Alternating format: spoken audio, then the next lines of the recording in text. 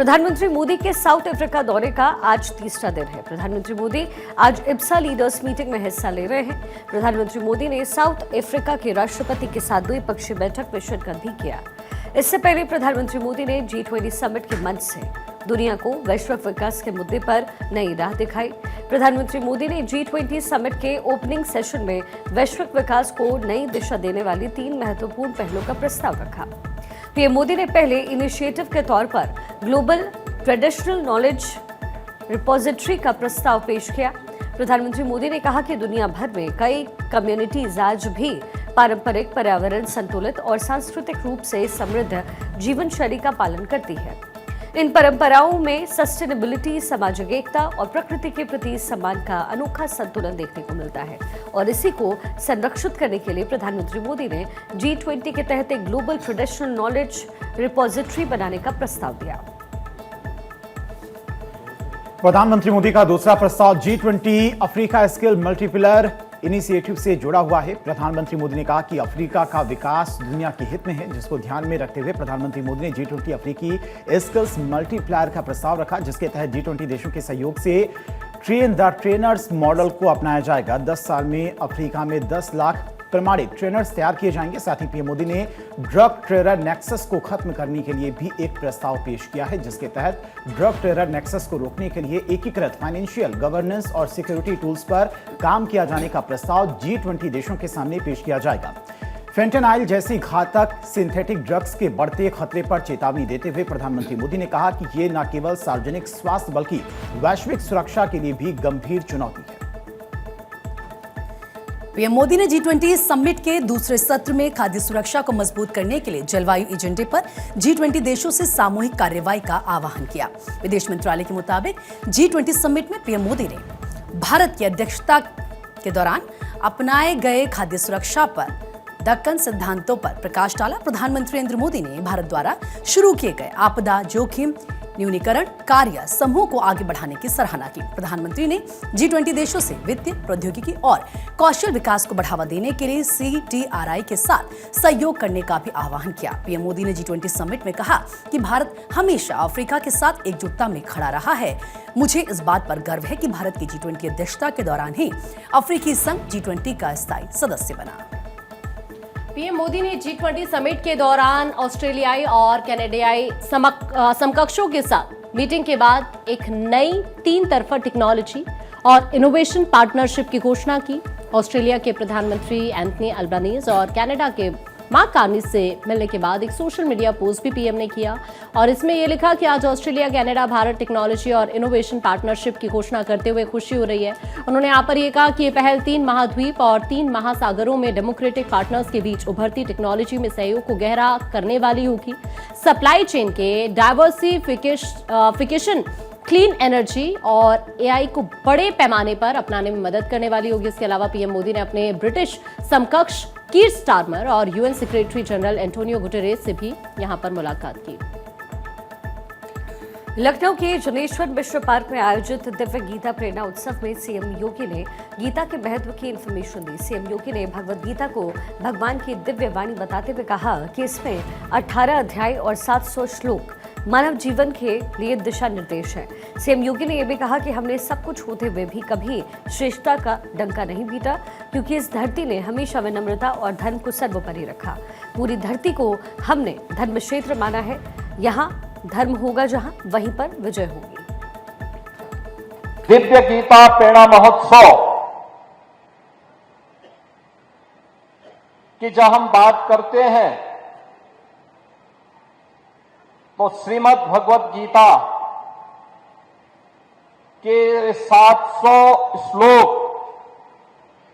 जिन्हें हर भारत का धर्मावलंबी, सनातन धर्मावलंबी जीवन का मंत्र मान करके बड़ी पवित्रता के साथ, बड़े आदर भाव के साथ उन्हें आत्मसात करने का प्रयास करता है, वह हम सबके सामने 18 अध्यायों की 700 श्लोकों की श्रीमद् भगवत गीता हर सनातन धर्मावलंबी के सामने आती भी और एक नई प्रेरणा देती भी दिखाई देती है। सीएम योगी ने कहा कि धर्म जीवन जीने की कला है और भारत ने दुनिया को जियो और जीने दो का सिद्धांत दिया है। सीएम योगी ने निष्काम कर्म पर जोर देते हुए श्री कृष्ण के संदेश को दोहराया और कहा कि निष्काम कर्म वही है जिसमें फल की इच्छा ना हो और निष्काम कर्म ही जीवन का उद्देश्य होना चाहिए। सीएम योगी ने कहा कि भगवान कृष्ण की वाणी सभी के लिए प्रेरणा है और भगवद गीता 140 करोड़ भारतीयों के लिए जीवन मंत्र बन सकती है। सीएम योगी ने कहा कि लोग पूछते हैं कि आरएसएस को फंडिंग कहां से होती है, तो मैं ये बताना चाहता हूं कि आरएसएस को कोई देश या संगठन यहां पर फंडिंग नहीं करता है। लोग निस्वार्थ भाव से जुड़ते हैं। उन्होंने कहा कि संघ ने 100 सालों में सेवा कार्यों में कभी सौदेबाजी नहीं की और ना ही संगठन में क्षेत्र या जाति का भेद देखा जाता है। आरएसएस राष्ट्रीय प्रथम के भाव के साथ पिछले 100 सालों से लोगों की निस्वार्थ सेवा में लगा है। आरएसएस हर वर्ग के उत्थान के लिए लगातार काम कर रहा है। हमने सब कुछ होते हुए भी कभी भी अपनी श्रेष्ठता का डंका नहीं पीटा। जो आया उसको शरण दिया, जिसके ऊपर विपत्ति आई उसके साथ खड़े हो गए, जिसके सामने कोई चुनौती आई उसकी चुनौती का सामना करने के लिए सनातन धर्मावलंबी उसके साथ सहयोग के लिए खड़ा हो गया। अन्याय नहीं होना चाहिए, जियो और जीने दो की प्रेरणा अगर किसी ने दी है तो अब भारत की भूमि ने दी है। अयम निज परोवेति गणना लघु चेत साम उतार चरितानाम तो वसुधैव कुटुंबकम की प्रेरणा भारत की धरती ने दिया है, दुनिया ने नहीं दिया है। ये भारत की ही धरती देगी। पूरी भारत की धरती को हमने धर्म क्षेत्र माना, तो इसलिए युद्ध का मैदान भी हमारे लिए धर्म क्षेत्र है। सीएम योगी ने कहा कि देश विरोधी लोगों ने भारत की डेमोग्राफी को छल के साथ बदलने की कोशिश की, लेकिन समाज की जागरूकता ने इन्हें विफल कर दिया। सीएम योगी ने कहा कि हमने धर्म को मात्र उपासना विधि नहीं माना है, ये तो अपनी आस्था के अनुसार तय होती है। वास्तव में धर्म हमारे यहाँ जीवन जीने की कला है। वसुधैव कुटुंबकम की प्रेरणा भी हमने ही दी है। सनातन धर्म ने हमें सिखाया है कि अच्छे कर्म का फल अच्छा मिलता है और बुरे कर्म का फल बुरा होता है। 140 करोड़ लोगों के लिए ये बहुत जरूरी है। दुनिया के लिए कौतूहल और आश्चर्य का विषय है। दुनिया के लोग आते हैं, दुनिया के एम्बेसडर आते हैं, हाई कमिश्नर्स आते हैं। वे हम लोगों से पूछते हैं कि क्या राष्ट्रीय स्वयंसेवक संघ से आप लोगों का जुड़ाव है। हम लोग कहते हैं हाँ, हम लोगों ने राष्ट्रीय स्वयंसेवक संघ में एक स्वयंसेवक के रूप में काम किया है। कहा इतना बड़ा संगठन कैसे हो गया, इसकी फंडिंग का पैटर्न क्या है। हमने कहा फंडिंग पैटर्न नहीं है, ये कोई ओपेक के देश यहां पैसा नहीं देते, यहां कोई इंटरनेशनल चर्च पैसा नहीं देता। यहां समाज के सहयोग से संगठन खड़ा हो रहा है और समाज के संगठन के लिए, समाज के लिए ही अपने आप को समर्पित भाव के साथ कार्य करता है और हर एक क्षेत्र में काम कर रहा है। दिल्ली कार ब्लास्ट केस में एक और अरेस्टिंग हुई है। जम्मू कश्मीर की जांच एजेंसी एसआईए ने तुफैल नियाज भट्ट को अरेस्ट किया है। तुफैल इलेक्ट्रीशियन का काम करता है और इसके जैश ए मोहम्मद से जुड़े होने के सबूत मिल रहे हैं। सूत्रों की माने तो जांच के दौरान दिल्ली धमाके की साजिश में उसके शामिल होने के पक्के सबूत मिले हैं। ऐसे में जांच एजेंसी आतंकी मॉड्यूल में उसकी भूमिका की जांच पड़ताल कर रही है। धमाके के बाद जम्मू कश्मीर पुलिस ने डॉक्टर मुजम्मिल आदिल और शाहीन सईद के साथ साथ मौलवी इरफान अहमद वागे को अरेस्ट किया। एनआईए ने इस पूरे मामले में अब तक 6 लोगों को पकड़ा है। एनआईए ने 11 नवंबर को आधिकारिक तौर पर इस मामले को अपने हाथों में लिया था। गिरफ्तार आतंकियों से सुरक्षा बलों को अहम जानकारियां हासिल हो रही हैं। सुरक्षा एजेंसियों की जांच में फरीदाबाद की व्हाइट कॉलर टेरर मॉड्यूल की साजिश अब पूरी तरह से सामने आ रही है। सूत्रों के अनुसार इस मॉड्यूल की प्लानिंग बेहद खतरनाक थी और ये लोग दिल्ली समेत देश के कई हिस्सों में ब्लास्ट की प्लानिंग बना रहे थे। एनआईए ने कश्मीर से लेकर अल फलाह यूनिवर्सिटी और नो के रास्ते दिल्ली में किए गए ब्लास्ट की पूरी साजिश क्रैक की है। जांच टीम ने इस मॉड्यूल के संपर्क में आए 1000 से ज्यादा लोगों से पूछताछ की, जिसमें सामने आया कि व्हाइट टेरर मॉड्यूल को सुसाइड बॉम्बर तैयार करने, ड्रोन अटैक कराने और लोन वुल्फ हमले तक की जिम्मेदारी सौंपी गई थी। यानी एक ही नेटवर्क के जरिए कई तरह के हमले कराने की प्लानिंग चल रही थी। एनआईए के मुताबिक इस मॉड्यूल की जड़ें कश्मीर में खड़ी की गई और उसके बाद फरीदाबाद के धौज में स्थित अल फलाह यूनिवर्सिटी कैंपस को ऑपरेशन और प्लानिंग सेंटर बनाया गया। उसी दौरान यह फैसला भी हुआ कि इस मॉड्यूल में डॉक्टर्स को शामिल किया जाएगा ताकि ब्लास्ट और विस्फोटक तैयार करने का काम साइंटिफिक तरीके से हो सके। जांच के दौरान डॉक्टर मुजम्मिल ने कबूल किया है कि उसने गुरुग्राम और नूह से 26 क्विंटल एनपीके खाद खरीदी थी। मुजम्मिल ने 3 लाख रुपए में एनपीके खाद खरीदी थी। खरीदी गई खाद को विस्फोटक में बदलने की जिम्मेदारी डॉक्टर उमर की थी। इस पूरे टेरर प्लान को एग्जीक्यूट करने के लिए व्हाइट टेरर मॉड्यूल में शामिल सदस्यों ने फंडिंग भी यहां पर जुटाई थी। मुजम्मिल ने 5 लाख, आदिल ने 8 लाख, मुजफ्फर ने 6 लाख रुपए और उमर ने 2 लाख और डॉक्टर शाहीन ने 5 लाख रुपए दिए थे और करीब 26 लाख रुपए इकट्ठे करके डॉक्टर उमर को सौंपे गए थे। जांच एजेंसियां इस मामले की तह तक जाने के लिए लगातार अल फलाह यूनिवर्सिटी और उससे जुड़े लोगों के ठिकानों पर छापेमारी कर रही है और संदिग्धों को हिरासत में लेकर इनसे पूछताछ की जा रही है। दरअसल 10 नवंबर को हुए दिल्ली धमाके के बाद से अल फलाह यूनिवर्सिटी से जुड़े डॉक्टर और अन्य कर्मचारी अंडरग्राउंड हो गए हैं। जांच एजेंसियों ने कई संदिग्ध बैंक खातों को भी फ्रीज कर दिया है। चलिए आगे बढ़ते हैं। दिल्ली एनसीआर की जो हवा है लगातार खराब होती जा रही है। लोगों का सांस लेना दूभर हो रहा है। धुंध की चादर में लिपटी हुई राजधानी के कई इलाकों में हवा की गुणवत्ता बेहद खराब पाई गई। हवा में घुला हुआ जहर लोगों के लिए परेशानी का सबब बन गया है। आंखों में जलन और गले में खराश जैसी स्वास्थ्य समस्याएं लोगों को हो रही हैं। सुबह और शाम के वक्त में हवा में धुंध की परत साफ दिखाई दे रही है।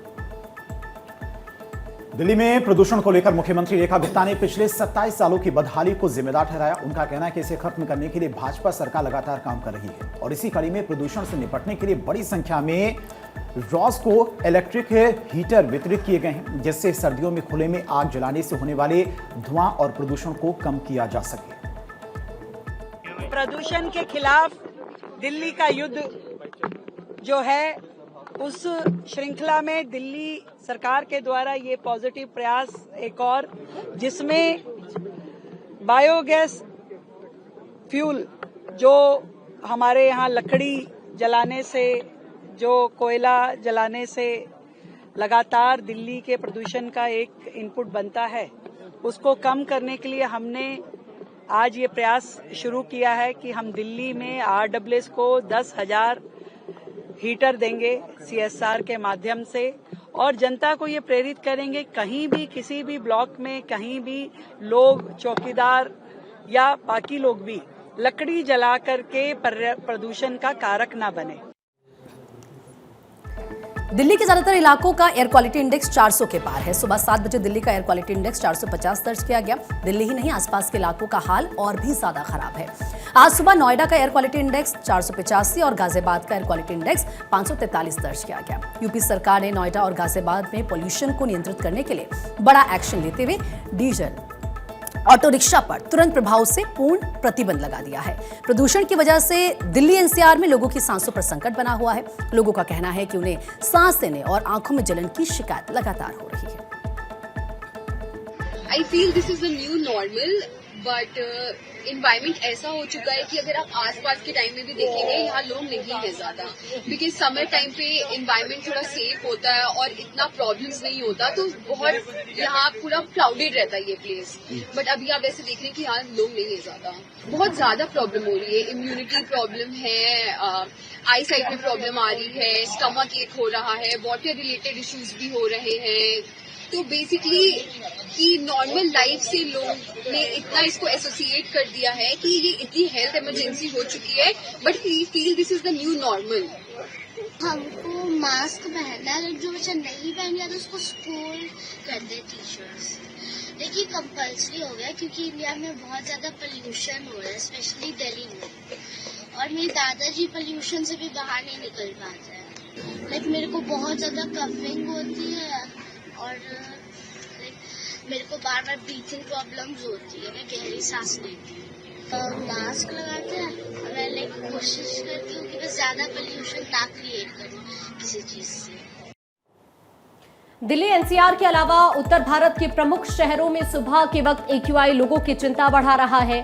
गुरुग्राम में AQI 400, लखनऊ में 381, भोपाल में 325, मुंबई में 318 और जयपुर में AQI करीब 323 दर्ज किया गया है। दिल्ली के पर्यावरण मंत्री मनजिंदर सिंह सिरसा ने कहा है कि दिल्ली में ग्रैब 3 लगा हुआ है। यहाँ ग्रैब 3 का फेज 2 है, जिसमें 50% कर्मचारियों को घर से काम करने के लिए कहा गया है।